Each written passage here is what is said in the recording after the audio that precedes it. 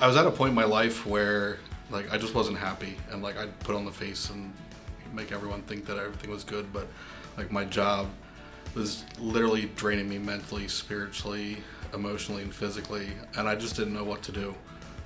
So I took a 3-week vacation literally to drive across the country. I was at the Grand Canyon at like the far east end. I got out at this lookout point and I was looking there and I was like, man could not make anything more beautiful than what God has given us. I just remember like crying because I was like, I want something like this beautiful in my life. I was all in. Like I was like, here's my heart, here's my life, God. Like you just take it and lead me where I'm supposed to go.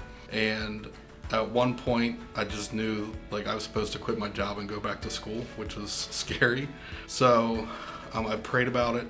Even though I knew it was what I was supposed to do, I was like, are you sure, God? Am I really supposed to quit my job and go to school full time? And he said yes, and so I applied and I got accepted. I remember the open house that I went to when they opened up the meeting with prayer. Like I just felt this warm sensation like coming down over me, and I know it's the Holy Spirit, and like just I heard like this is where you're supposed to be. I've just been stepping out in faith and giving everything to God, letting him lead me.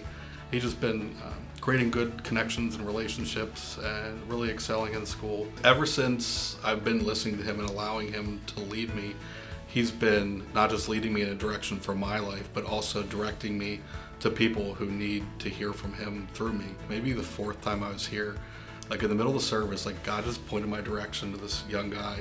I was like, you have to pray for him. I'm like, what? Who? Me? Like, I'm just a visitor here. Like, there's all these pastors and all the whole prayer team. Like, why me?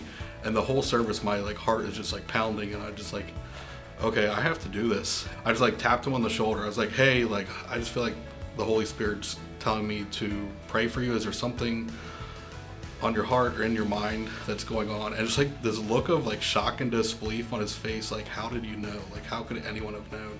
As we stepped aside and he shared some stuff with me that he said he hadn't talked to anyone about, and like just in that moment was able to pray for him, and the words like weren't mine, they were like totally the Holy Spirit just flowing through me. So just being obedient to that was scary at first, but like it's been amazing now, and I look forward to it, but really just God using me in whatever way that is, whether it's here or at school or just out in public.